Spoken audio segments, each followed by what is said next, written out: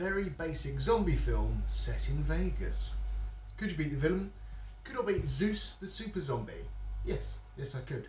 Just because he's wearing a helmet and he does a bit of dodging does not mean he's invincible, even if he's like quite fast and quite strong, especially for a zombie.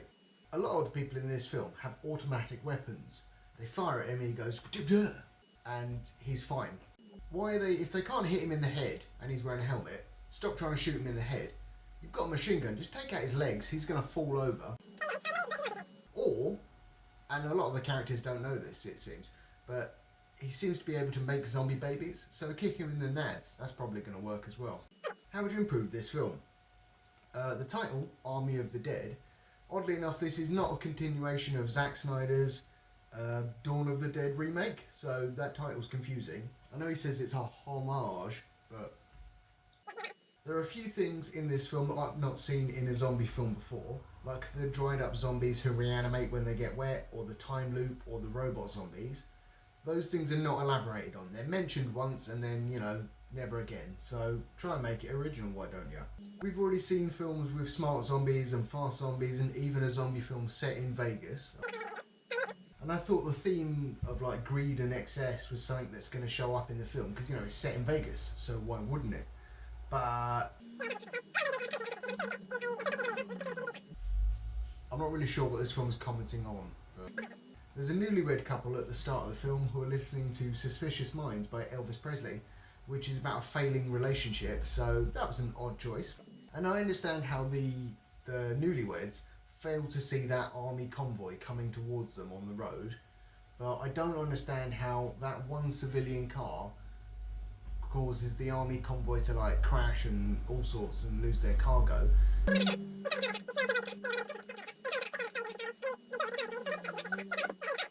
One army dude who survives that crash, and he's absolutely terrible at being an army dude. He's also like, oh my god, it's hunting us. And we only see close-ups in that, because if we, zoomed out, we would see that we're in a desert with nothing for the zombie to hide behind. So how's it sneaking up on you, you moron? Why did those zombie ladies have their boobies out? Seemed unnecessary. I call bullshit on the insurance companies reimbursing Tanaka, the casino owner, for the money he lost during the viral outbreak. Because I absolutely guarantee they were like, well, act of God, nothing we can do about it, or terrorism, nothing we can do about it, and try and pass that buck. I thought the twist in this film was going to be Tanaka, who hired Batista to rob Tanaka's casino, wasn't actually going to be Tanaka, he's going to be a fraud. That would explain why they would need a safe cracker, not just, here's the code to my safe. And also it would explain why Tanaka got the traps outside the casino vault, why he got the information about that wrong. But that wasn't the twist.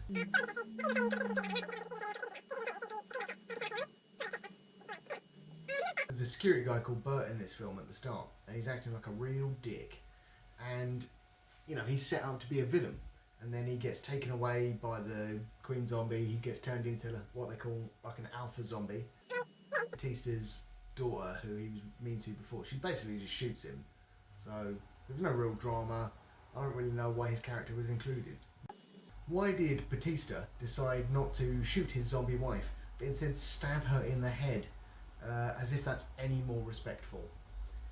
And films need to stop doing the whole Han and Lando, they meet, they're former acquaintances, they think there's a bit of tension, then they're friends thing. That's cliche, stop doing that, films. It would have been much better, in my opinion, if Maria, Batista's old army friend, we knew right from the beginning that she had feelings for Batista, instead of literally about a minute and a half before she dies. That way you could build up the tension throughout the film. But that's not what happened. And I think his name was Vanderho, something along those lines. He's one of Batista and Maria's old army friends who like to kill zombies with a big ass saw. Side note, he never uses that saw in the film. It's in like a flashback, he's killing zombies, and then before they enter Vegas, he's like, hey, don't touch my saw, that's my saw.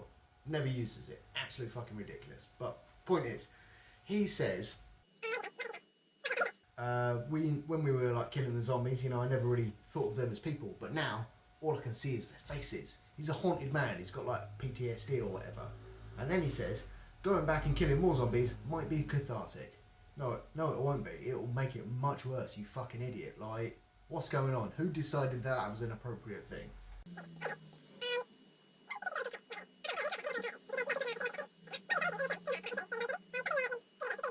And why didn't she tell people about the advanced super smart zombies before, instead of just letting it be a surprise when they turn up to the city and they've got to sacrifice someone? As the characters arrived in Vegas, that I'd cleaned my glasses like 3 times, and I realised it wasn't my eyes that were blurry, it's the film. Everything is blurry in this film. Like, the background might as well be 1,000 miles away. That's how blurry it is. And on that note, Batista, he's got glasses on a kind of string around his neck. He's traipsing around Vegas, there's sand everywhere. They are going to be filthy. It's gross. Why exactly do the tough army people need a YouTuber to help them? Surely they know other tough army people who they, have a history with and can trust, instead of these random people. Everyone accuses Martin, the shifty security guy who is evil, of being shifty and, evil. And he doesn't hear them, even though he's about 5 feet away, which doesn't make a lot of sense to me. But Athena Preample, I think her name is. Anyway, she's the woman who played the zombie queen. Side note, if you're going to call the zombie king Zeus, and his home base is the Olympus Casino or the Olympic Casino, whatever it was, and the actress playing the zombie queen has got a Greek mythological name, maybe give the character a name instead of just the zombie queen. But that's besides the point. I worry about her knees, is what I'm saying, because she does a couple of superhero landings in this film, and those are not good for you. I'm sure there were wires involved or whatever, but just take care of yourself. The main point of what I'm saying is here, sometimes when she runs with her arms stuck out behind her like that. That's weird. Why was that allowed? Who knows? A lot of the zombie king and queen, they're played by stunt people, and now actors, I assume. Anyway, a lot of the other zombies I feel were played by dancers, because the way they moved was like dancers would in an interpretive dance, not, zombies. That's just my opinion. Chambers, another one of the YouTubers, is left for dead, even though she's about 10 foot away from the whole group. She hasn't been bitten or anything, and they've all got guns, they could help her, and she doesn't even say, okay, I understand you're leaving me for dead, I respect that choice.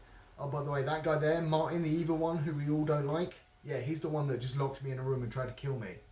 So, probably should have warned everyone, and everyone should have probably helped her.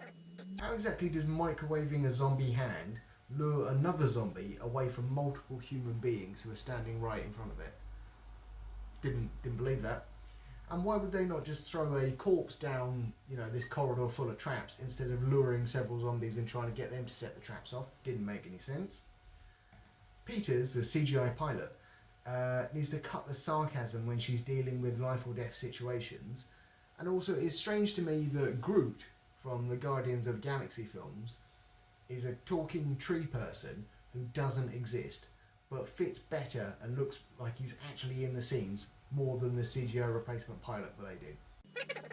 Why is there still power running to this city so that the characters can use microwaves and watch TV? The safecracker guy asks for 30 minutes of silence, and then people continue to talk right next to him, and he doesn't complain.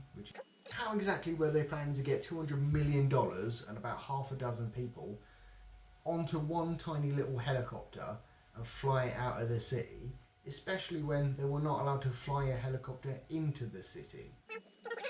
At no, point in this film is there ever really any challenge to the characters until right at the end. So there's no moral dilemma about sacrificing one of them. It just kind of happens.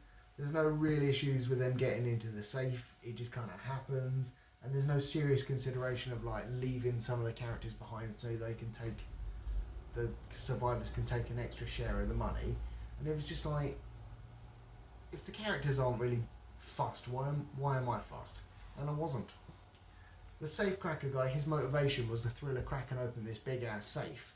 So I wasn't really sure why he decided to stay behind and collect more money when it was all kicking off.